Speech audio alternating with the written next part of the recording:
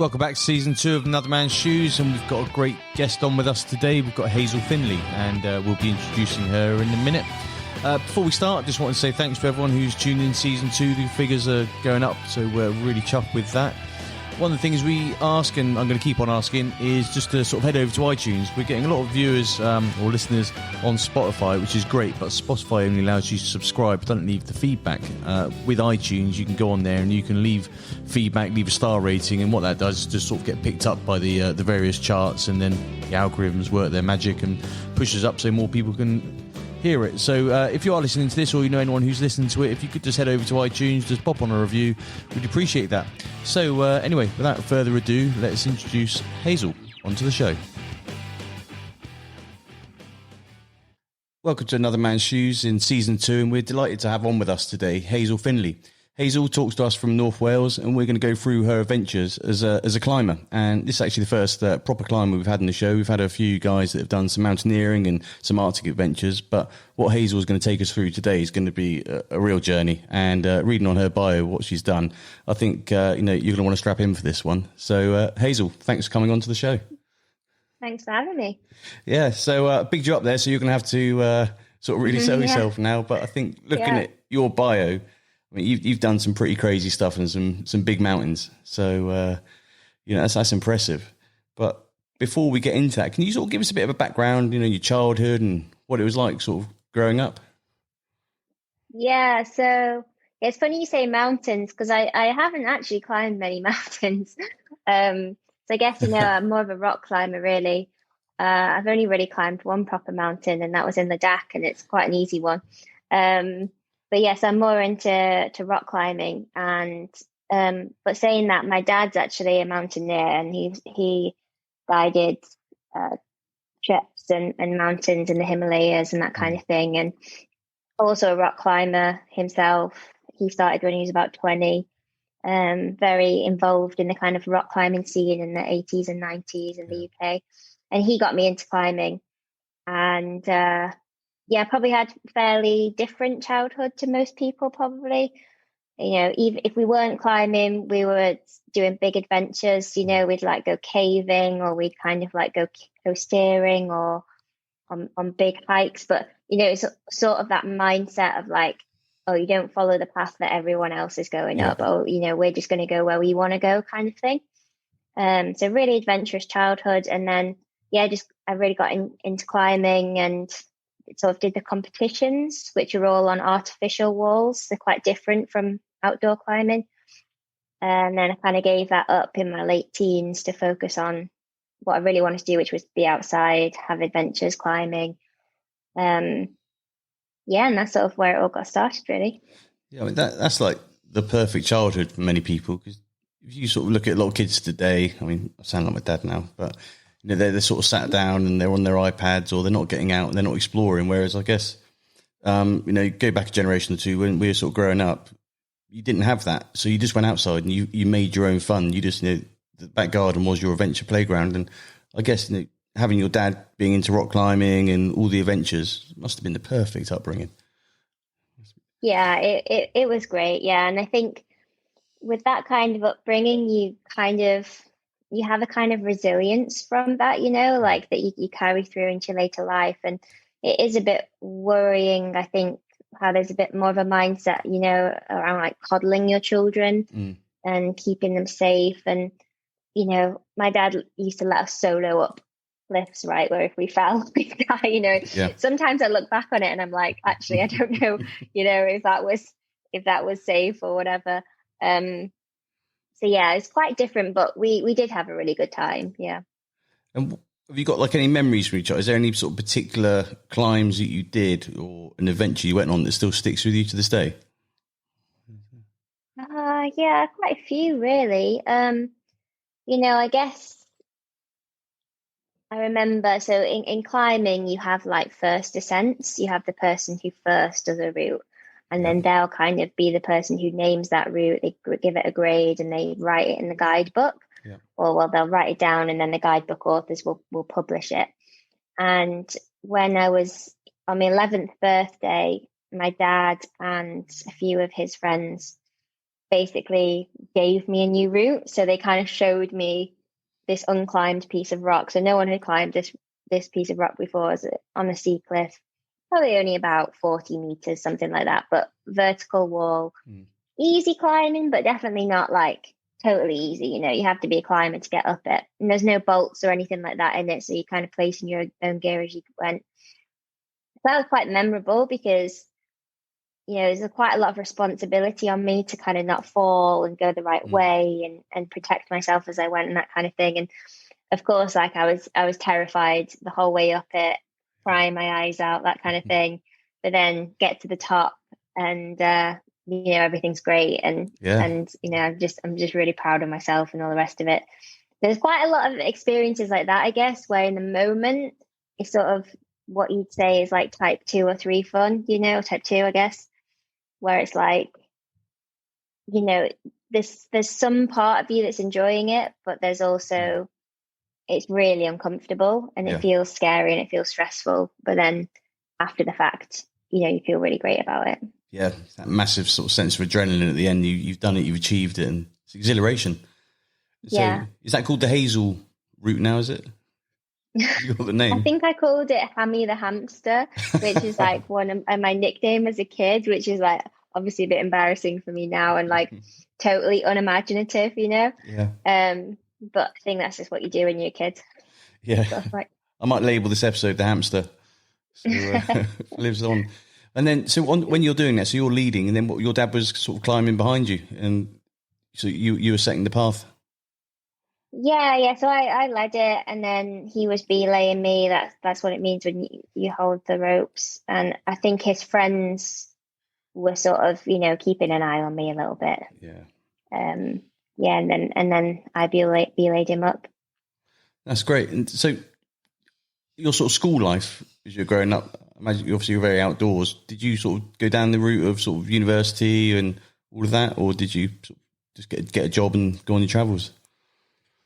Yeah, so I did actually go to university. So after sixth form, I did sixth form, and then I went on like one of those gap years that everyone does. But obviously, I just climbed the whole time, and traveled around the world and climbed. And it's when you could get those like round the world tickets. I don't know if you still can, and you get like a student discount and that kind of thing. And I just had the best time ever climbing every day. I just absolutely loved it.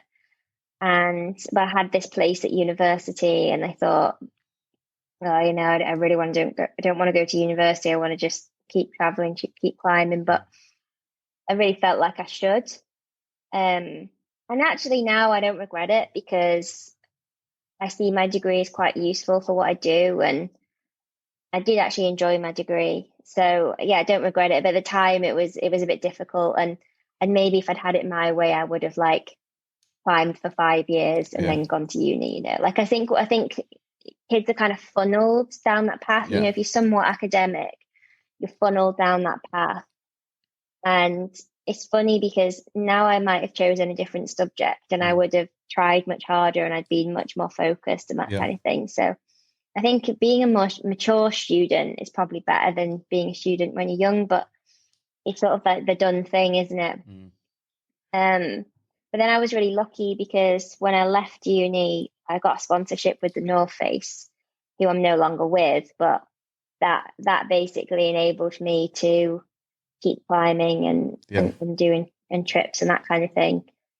But you know, they didn't give me much money, so I basically learned to be what climbers call dirt bags. You know, it's sort of like what the rest of the population think of like is like, you know, just I don't know, not homeless, but you know, not exactly kind of conforming, let's say. Yeah.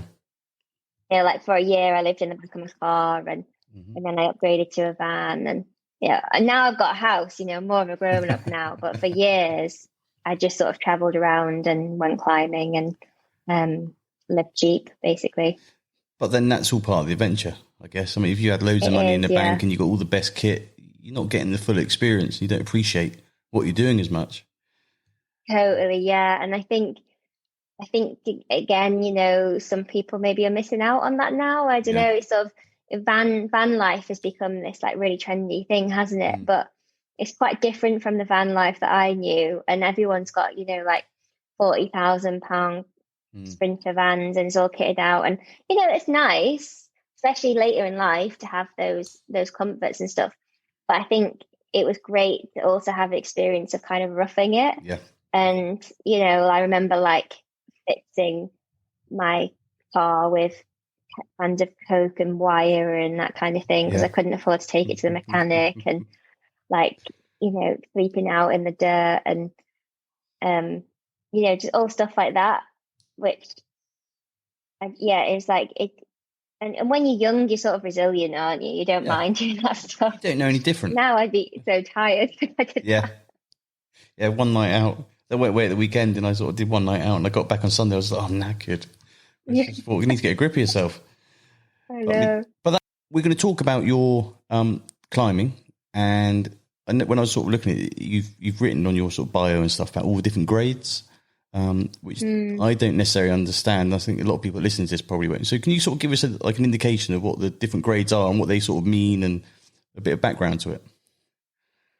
Yeah, I mean, honestly, it's quite complicated and it's actually a bit boring, but there's the thing that makes it confusing is there's different countries or areas of the world have different grading systems, and then you do get different grading systems for different styles of climbing.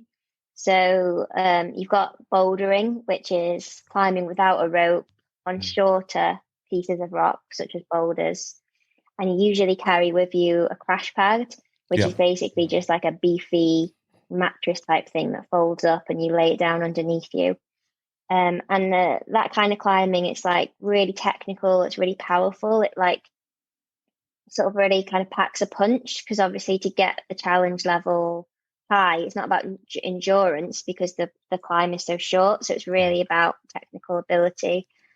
And then you have sport climbing, which is like usually single pitch, which means it's like one rope length or less. And the key thing about sport climbing is you have bolts put in the rock. And so you go up and you clip your what's called quick draws, which are sort of like pieces of metal clips, basically. And you put them into the rock, and then you put your rope into that. And it's generally pretty safe, sport climbing. And bouldering. Weirdly, bouldering is a bit more dangerous than sport climbing because there's more potential to like break your ankle or something like that. But I'd say that neither of them are any more dangerous, probably less dangerous than, say, mountain biking, for example. Okay. But then you have trad climbing or multi-pitch climbing. So traditional or trad climbing is when you put your own protection in the rock, which means you can walk up to a piece of rock that no one's ever seen before, or they might have done, but there's nothing drilled into the rock ready there to help you, basically. So you've got to then use cams and nuts and find natural features in the rock, put your own protection in, and then you clip the rope into that, which makes you more responsible for your own safety. And it's deemed to be a bit more dangerous, being deemed to be a bit more scary. In some cases, actually, it's just as safe as sport climbing, but in many cases it's not, especially in the UK. And we have quite a strange grading system for our trad climbs that nowhere in the rest of the world uses that system. So that's why it gets more complicated. But if you see anything with an E in front of it, E stands for extreme, and nowhere else in the world uses that grading system. And it generally kind of, the grade encompasses sort of the technical difficulty of the climb with kind of the overall feel of the climb, which takes into account how dangerous it is, whether it's exposed, if there's loose rock, how much protection is available, all of that kind of thing. So the higher the E number, kind of the more scary and difficult a climb is. So it's like E1 to 10 sort of thing, is it? Yeah. But then prior to E1, you've got an adjectival system as well. That's also unique to the UK, which starts at easy, although easy is like basically walking. Moderate, which again is really easy. And then it kind of like those difficult, severe, very difficult. So it's very old school, right? It's like they came up with these names to describe it, like, oh, this one's difficult, or oh, this one's very difficult. It's really stupid, right? And then they obviously ran out of adjectives, so then they've had to go E1, E2, E3 up to E10. Well, it's probably because someone out there complained because they said that you can't have difficult anymore. It doesn't fit within the narrative of something of life. But with so you're talking then about, obviously, when you're climbing. Cause I did a little bit in my military sort of career of climbing. It's sort of made to do it more than wanted to do it, I guess. But so the knuckles, they were like bits of wire, and you got like a bit of metal on the end of it, and they come in different sizes, and you try and find a crack in the rock face to put that in. Is that a knuckle? I don't know what a knuckle is. No, or a cam. Nuts, you're probably thinking nuts and cams. Yeah. So nuts are kind of like passive protection. It's like basically a wedge of metal that you like jam in a V crack. And then cams are not passive. They've got kind of like a camming action where you pull back a trivet. That's it, the spring sort of thing. Yeah. And it springs open and then it expands if there's load on it. Got you. Yeah. And then, I mean, if you get to like a rock face that's got no cracks or anywhere for you to put your sort of nuts and cams, you spoke then about sort of drilling into the rock. So is that literally, you got like a drill on your belt and you drill in? Yeah. So yes. It makes it that when you're sort of explaining all this to a non-climber, it makes climbing seem so weird, and it's quite weird. But yeah, basically, a lot of places in the world, if you find a crag and it's not got natural cracks and things to put this protection in, then they'll drill it. So what they'll do is, so someone will come along and they'll develop the crag. It's kind of like with mountain biking, like you have the first people come and develop the trails, you know, and then everyone else gets to use it afterwards and benefit from their hard work, right? It's a bit like that. So, these people will come and they'll drill holes in the rock and they'll put essentially bolts into the rock and they've got hangers on them, like metal hangers, which you can then put your clips into. Yeah. But what's interesting about the UK is that we have several crags that if they were anywhere else in the world, they would have been developed as sport crags. They would have had these bolts drilled into the wall. But because we're very precious about kind of what they call like the ethics of climbing and preserving adventure and that kind of thing, there are trad climbs which are basically kind of like death routes in the sense that, you have to climb the route and you can't fall because no one's put bolts in and you can't put any gear in. And that's where the E grade comes in. Like E10, it's either going to be really, really, really, really hard and somewhat dangerous, or it's going to be really dangerous, basically. Okay, so I'll avoid that. But I mean, is there, I suppose, it strikes me that, I suppose, if you're rock climbing anywhere in the world, you've got a love of the outdoors, so you're not going to want to ruin the landscape. So I guess it's kind of, similar to when you go to the beach or whatever, and you say, whatever you take, to the beach, take it home with you. Is it the same with climbing? Don't try and ruin the landscape. Don't sort of leave any sort of cams in the wall or drilling into the place. Just try and leave it untouched. Yeah, definitely. That's kind of the ideal. What's interesting about climbing, though, like with the bolts on the rock, they're quite small. It's kind of hard to see them in a way. But we do use chalk, and so my dad, he was quite like strict with his values around this, and he didn't actually use chalk because the chalk's white, right? So if you have rock that's darker in color, you'll have these white splodges all the way up the rock, and it can be quite an eyesore.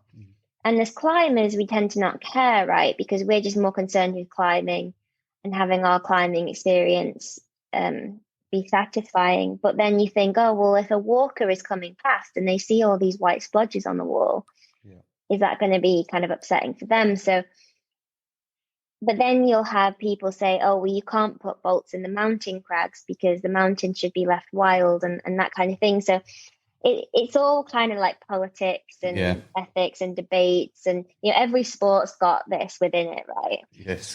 So climbing's no different. It's probably worse actually than other sports.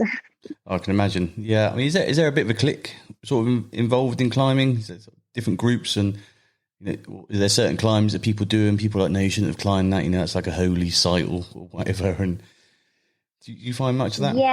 Yeah, there's a lot of that going on, and it's less about something being a holy site, although that does happen. Less so in the UK though, because it's such an overpopulated country, hasn't it? We've been everywhere at this point. People get annoyed when you like steal someone else's route. So like, say for example, someone's been working on a climb for a while, and then someone comes along and basically like poaches it and does it before you. Yep. People get annoyed at that kind of thing. Yeah, I can imagine that. But I imagine some of that goes on as well, because it's quite a selfish. I mean, anyone who's an adventurer is got an element of selfishness in them, because they want to be the first, they want to do it, they want to get out there, and so it's probably quite hard to hold yourself back sometimes if you want to go and complete one of these routes.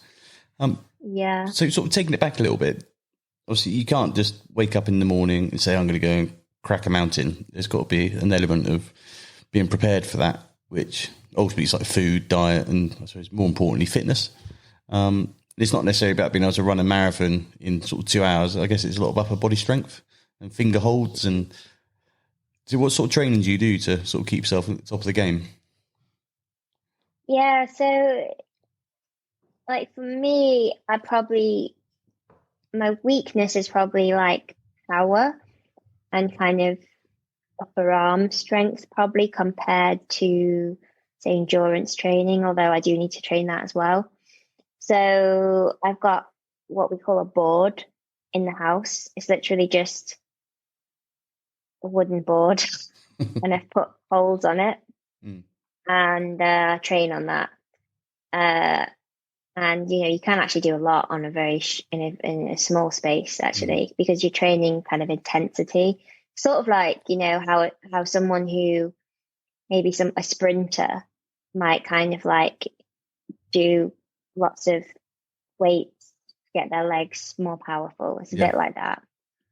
And then you also do what's called fingerboarding, which is where you hang on little wooden edge and you actually add weight. So for example, like I'll add 20 kilograms to my body weight and hang on this edge, and it just stresses those finger muscles, which finger strength is very important for climbing, because they have to hold very small holds. And then I might go round and round the board, and then I actually do a lot of my training is actually just going climbing, but I'll kind of like pick things that are appropriate for the training that I want to do, so we're really lucky around here. There's lots of different crags, and you can kind of like, okay, well, I want to work on like power endurance, say. So this style is very power endurance style. So if I climb there, for a few weeks or months, that's going to help my power endurance, that kind of thing. Yeah, you can't beat really getting out on the hills and just climbing the rocks. I mean, is it a problem? Do you generally find, I suppose, I've done more mountaineering in my sort of lifetime, and you do, I was up in Snowdon, sort of near you, and we were just having a little day out up on, I can't remember whatever the ridge there is called, and there was just like a couple of like guys that had barely never been outside before. They've obviously been to Cotswolds, they brought all the best gear, and then they were stuck up there. They didn't know what to do, the weather came in, what have you, so it's quite amateurish, and so we had to assist them. But do you get that in rock climbing? Do you get people that just go out and buy a harness and ropes and then think, I'm going to climb that, and then get stuck? Yeah, you kind of do. I mean, unlike kind of hill walking and mountaineering, there's more of a barrier, I guess, because you actually have to be able to climb up a rock face. So it's not like total beginners can go out and get stuck, but you'll get, and it happens to the best of us. I don't want to say that this is just novices that do this, but it's very hard to know, like when you start up a cliff, exactly what the difficulty is, how long it's going to take you. You've got to follow the guidebook. Sometimes the guidebook description isn't very good, that kind of thing. So people do need to get rescued quite a bit, especially less experienced people. And it can be quite complicated, like getting people off a mountain is hard enough with a helicopter, right? Mm-hmm. But getting someone off a vertical cliff face is even harder. Yeah. So there's a whole kind of mountain rescue team local to us, but they're usually getting hikers off the hills, actually. compared to rescuing climbers, but it does happen as well to rescue climbers. So have you been rescued before? Have you been stuck anywhere? Not really, no. Don't admit I to can it. rescue Sponsors myself. listening. So you sort of mentioned sort of a few things and a few faces that you've done. And I think when I was sort of looking online and I saw that you were the first British woman to free climb El Capitan. Now, that's in was it Yosemite over in America? I'd never even heard of the place until I brought an Apple MacBook, and I think the operating system used to be called El Capitan or something, and it always had the picture of it. And I was like, oh, that looks like a cool place. I'd love to go there. And I mean, that's impressive in its own right, just sort of, climbing that. But then to free climb it is obviously taking it to a whole new level. Because I think there was a bloke who did it. Was it an English guy who did it a couple of years ago, and he did it in one hit, and he was like super gluing his fingers or something. There was something in the news about it. So the most famous thing that's happened is that Alex Honnold free soloed El Cap, and you can watch that in the film Free Solo. That's it. So he does that without ropes, which is probably one of the biggest sporting achievements ever, basically. So if you want to know about El Cap and climbing and stuff, then watch that. But I guess watch it knowing that most people do use ropes when they climb something like that, and he's actually an anomaly. You might have also seen The Dawn Wall. That's on Netflix at the moment, I think, and that's about Tommy Caldwell and Kevin Jorgensen climbing what's the hardest free route on El Cap. There's quite a lot of stuff in like public media and that kind of thing. It's brought climbing into the mainstream a bit, all that stuff. Yeah, it has. But I think if you've got vertigo, it's probably not one of the films you want to sort of start watching. No. So can you sort of describe, sort of to anyone who hasn't seen El Capitan, I mean, they can obviously go on Google and look at it, and if they do that while they're listening to this podcast, they can get a sense of sort of how great a face that is. But can you sort of describe that climb and sort of how that came about and what you did? Yeah, so it's a pretty special place, Yosemite, sort of like, really amazing natural beauty. And sort of the main event is El Capitan, which is a 1,000 meter sheer granite rock face. And what's really unique about it is that there's not many walls like that in the world, and most of them in pretty remote locations, like in the Himalaya, Greenland, those kind of places where, it's a full expedition to get to the base of these walls. Yeah. But Yosemite Valley is in like a popular national park in California, right? It's like a 4-hour drive from the Bay Area or whatever. So it's it takes you like 15 minutes to walk from the road to the base of the wall. So it's kind of like the place where you learn to big wall climb. And big wall just means that it's a wall big enough to stay on the wall for multiple days. And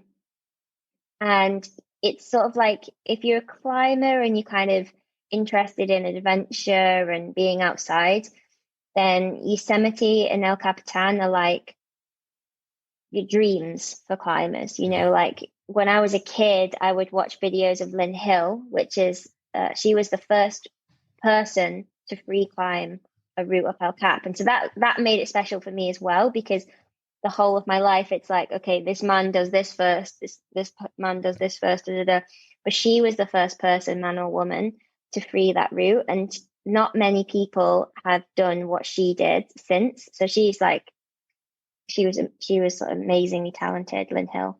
And so I watched videos of her growing up and think, oh my god, I've got to go there. Like, in the UK, like we don't have many big cliffs, right? And even our mountains aren't bigger than El Cap, most of them, That's true. So like it was sort of in my mind, is this like amazing thing to do? And then I can't remember what year it was that I did it first now, but then 2011 it says here. Right. It says you did it 4 times. So once wasn't enough. I've free climbed it 4 times, and I've probably climbed it a few times more. So by free climbing, again, that's like no ropes, but you're doing it with a partner? No. Yeah, so it's very confusing for people, the terminology. But so free climbing means that you climb the rock using your hands and feet. and it's sort of natural features of the wall. Yeah. The opposite of free climbing is aid climbing, which means, we're talking about those nuts and cams. Yeah. So most of the time you put them in the wall and they're just like a backup that you clip your rope into. You don't put your weight on them. And, if you're not aid climbing, then it's kind of cheating to put your weight on them, right? So, so aid climbing is like you use that to pull yourself up the wall, and it's usually much easier to do that than to free climb. Free climbing is supposed to be more of a purer style, I suppose. And it's also more fun because, you're actually, you've got to move up the rock in a very technical way.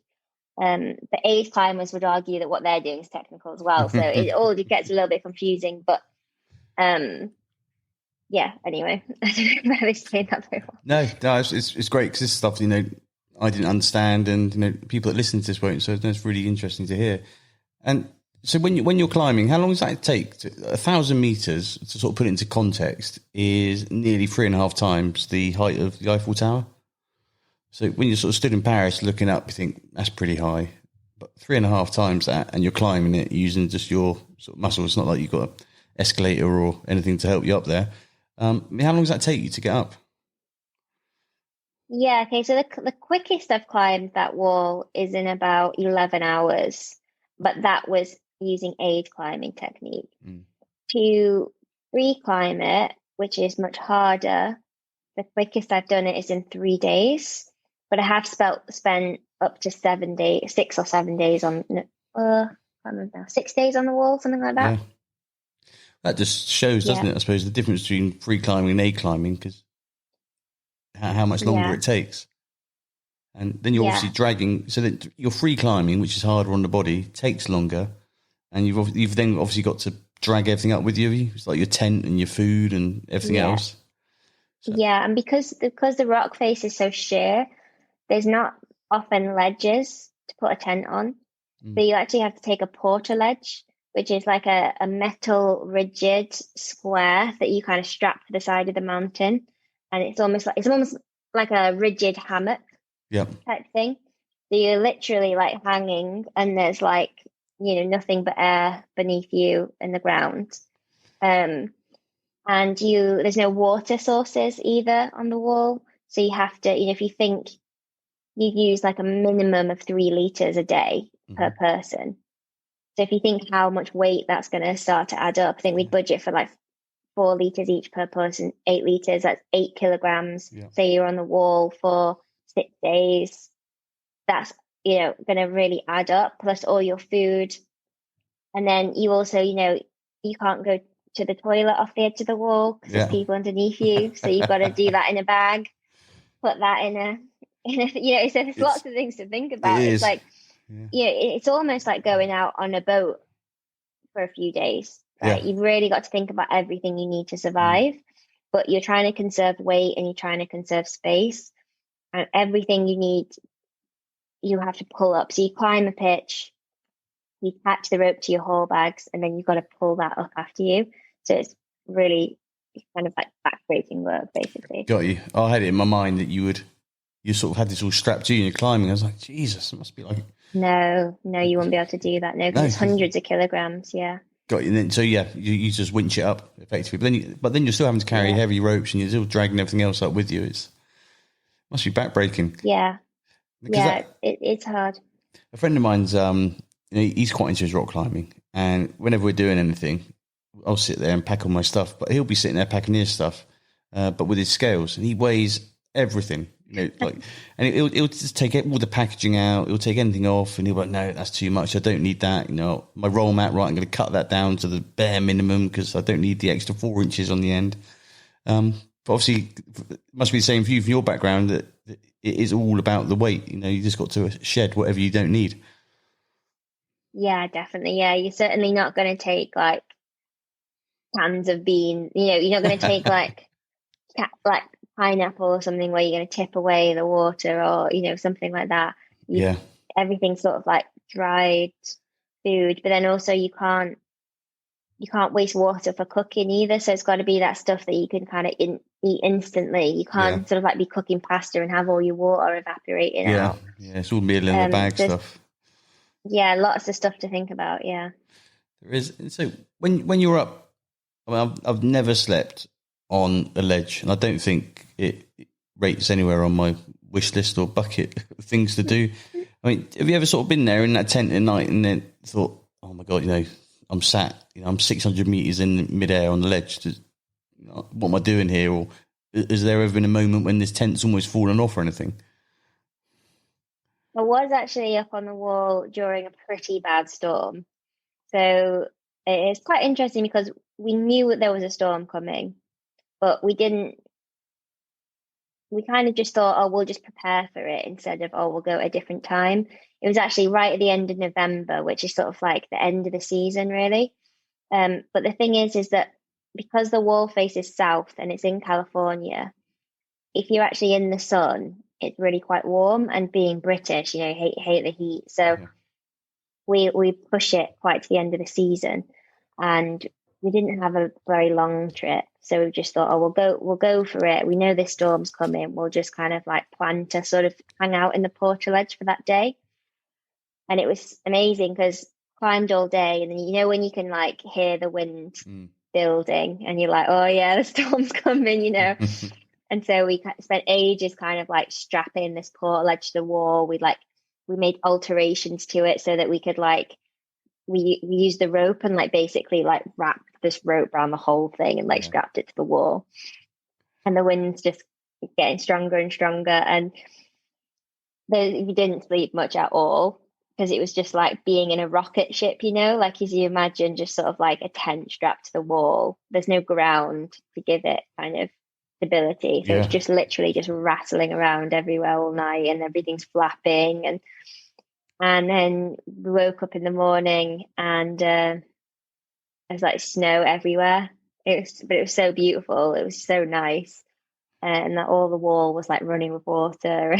God, but it was kind of cool because we were really short on water, and we actually just collected loads of the snow melt, and we could wash our faces and have extra tea and stuff like that because all of a sudden we had extra water. Yeah, it's perfect. And so, do you think that's one of the hardest climbs you've sort of done? So when you look at all the ones you've done, like with El Capitan, would you rate that right up there? Yeah, I think free climbing El Cap, done it 4 times, and the one that I did that was the easiest for me, that I did in 3 days, it still felt really hard. You sort of expect it to start feeling easier, but every time I've been up on that wall, it has just felt hard. But yeah, and I think because I live in the UK, you can't train for it really. We just don't have big enough cliffs. You could climb the same thing all day, but it still wouldn't be the same as being on a wall all day. So yeah, it does feel hard. And so you're saying about being sort of in the UK, you've spent this last year sort of stuck here, like most people, I imagine, and maybe been lucky to sort of escape for a while. But how's that sort of affected you, sort of, with your mental health and fitness and work and everything? What have you sort of been up to the last 12 months?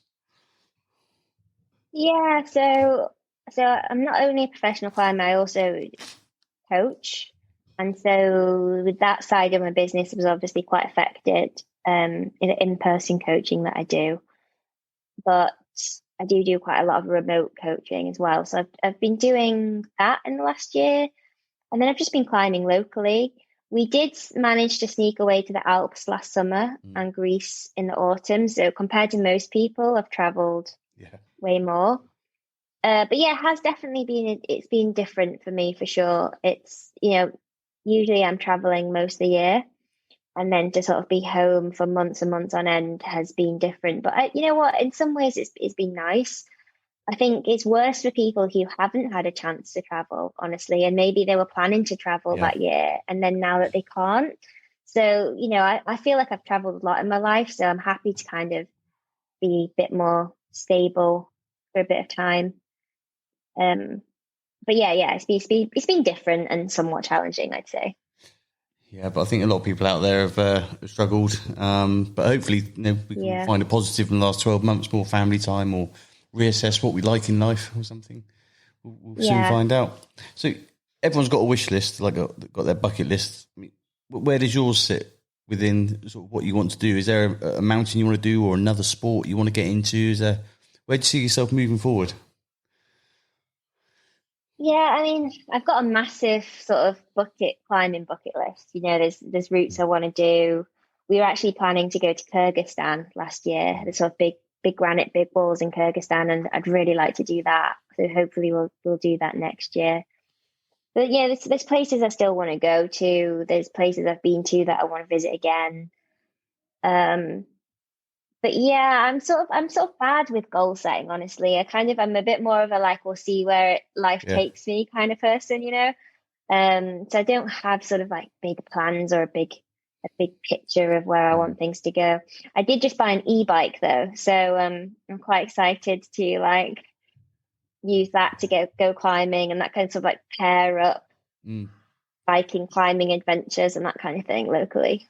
Yeah, the e-bike scene's got massive. I bought one actually beginning of lockdown, because everyone just sort of went out and was thinking, what can we do? And I think most people have always been against sort of e-bikes, whatever. There's a bit of that stigma that's attached to it. It's like, if you're not fit enough to have a normal bike, but actually they are the best fun. It totally widens the adventure for the day. Because like you say, you just be smashing it up these hills, then you can really sort of hit them hard coming back down and just do it over and over again, or until the battery runs out. And totally, yeah. And it's not like you take away the venture, you just do different adventures, right? It's like you can go further afield and you can go up steeper hills, and you can always turn the e-bit off. You can always put it on eco, which is still really hard work. It's not like it's too easy and you're forced to have it too easy all the time. I also think it's kind of nice because it's made biking more accessible to people who aren't that fit. For example, my mum's got an e-bike and she would really struggle on a hill on a normal bike. But on the e-bike, she can now exercise, whereas before she was limited in what she could do. So I think it's really good, but I don't know. No, I agree with that. My dad's got one, and he's never been massively into fitness.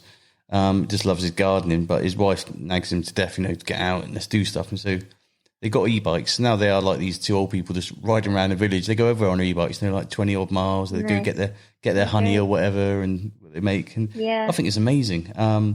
But it's true. Yeah. I think any of these sort of sports, that the more people you can get involved in it, and if there's a bit of equipment that can equalise it, so it makes it, like you say, it makes it successful. Or if you're doing it, you don't feel sort of alienated because you're not as fit. I think it's a good thing. It's really good. I might. Yeah. So do they do one for rock climbing, like a little electric thing that just like an ascender that just pulls you up the mountain?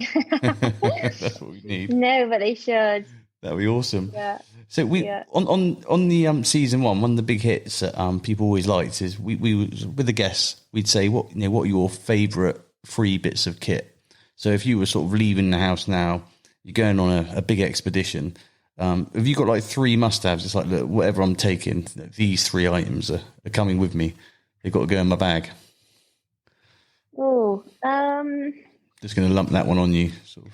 In my bag. Well, it never used to be, but now it's a waterproof. Now that I'm more in the UK, yeah, because it's just can always rain. Head torch. Yeah, always got to have a head torch because the amount of times something's not gone to plan. This is why people need to get rescued as well, because they don't take a head torch and they can't find their way off. Whereas if they had a head torch, they could just find their way off. Or they leave the batteries in and then it turns on in their bag. They haven't turned around. Yeah. What else?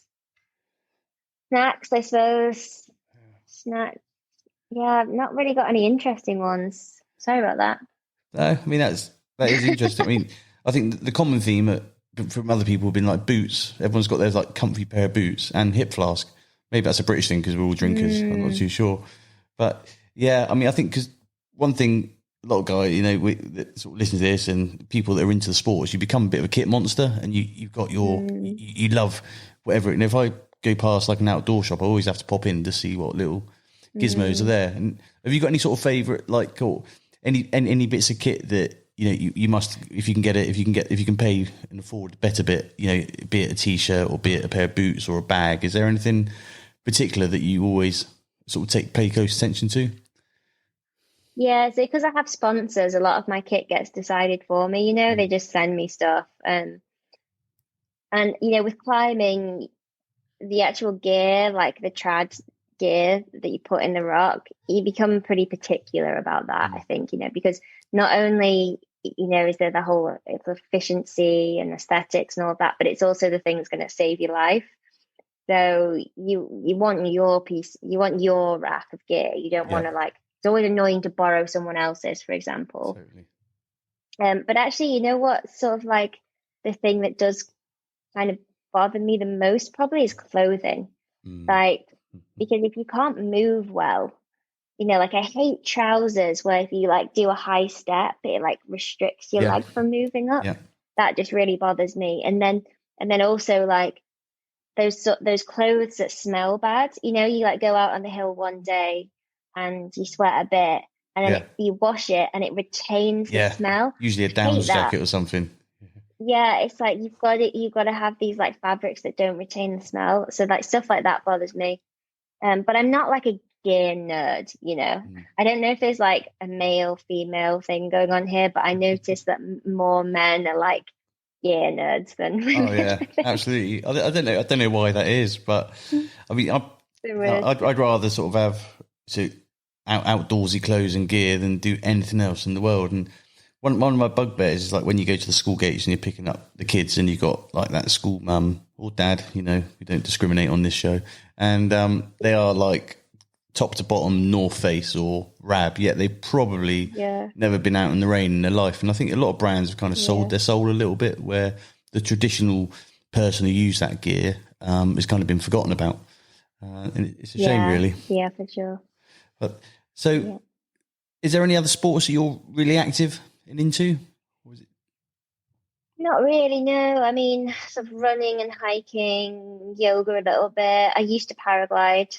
But I gave that up because with the weather in the UK, obviously climbing is weather dependent. Yeah. It was just too much to have another weather dependent sport. So I gave that up, and now I'm hoping that mountain biking will be my second thing. Yeah, well, you can do that in any weather. In fact, the wetter or windier, the better with mountain biking. Yeah. So we sort of touched on sponsors as we sort of start drawing things to a close. Is there any sponsors you want to mention, or is there any sort of charities you do anything with, or any business that you want to sort of plug? Yeah, so I guess, my main sponsor is Black Diamond. Talking about clothes and stuff, they do a lot of really good clothes and I think they make the best climbing gear. So that's my main sponsor. And then La Sportiva, they give me shoes. They make really good climbing shoes, running shoes, and approach shoes. And what else? Charities, I guess. Charity called Urban Uprising is a charity I'm affiliated with, and they really they're into getting kids into climbing and outdoors. So going back to talking about kids with different childhoods, it's kind of like making it more accessible for kids coming from, say, like an urban environment, or like from families who don't have the resources to get them outdoors or doing a sport like climbing. So if you're interested in charities like that, I really recommend them. Yeah, great. Well, I think, sort of recapping on that, if anyone wants to sort of follow you and see where you're going in the future, look at your journey to date, they can go on Instagram at Hazel_Findlay, and they can find you on there and see all some amazing pictures. You a tea or coffee person if you're out on the mountains? Tea. Stem. I was hoping that'd be a little bit of a segue for a shameless plug, because we've created our own coffee brand called Another Man's Brew. So I was hoping you'd say coffee, and I'd say, yes, I'll send you like a big bag of it, and then you can sort of promote it everywhere. But I'll send you a bag anyway. So one of your friends might like it. But, my brother drinks coffee. Does he? Yeah, no, it's a great little coffee we've created, and all proceeds from it go to military charities. So, great. Yeah, but I think I've really enjoyed that conversation, listening to it, and I've actually learned quite a lot. So next time I'm down the pub when it opens with more than 5 mates, I'll be able to sort of tell them all about rock climbing and the E9 grades. Yep. But thank you very much for coming on the show. Oh, thanks for having me. No worries. Well, safe climbing. Cheers, then. Well, thanks, Hazel, for coming on. Really enjoyed that episode and talking to you. Learned a lot there. For anyone else who wants to learn a bit more, then head over Instagram and you can follow Hazel. She's at Hazel_Findlay, and you can see what she's getting up to. Obviously, there's various articles that she's been interviewed on, and there's some really good information out there. So, hopefully someone might want to get into climbing, and if you do, why don't you drop Hazel a line and ask her a few questions. Moving into next week, we've got another great guest with us. We'll release that on Instagram later in the week, who we're going to be getting onto the show, and then we'll sort of start plugging that one. But as I asked at the beginning, and I'm going to continue to ask, I'm going to become a bit of a bore on this. If you could head over to iTunes, just leave a message, leave a star rating, what you like about the show, or on Instagram, leave a comment. It all does help. But from me, that's another week done, and really enjoying season 2. Hope you are too. Speak to you all soon.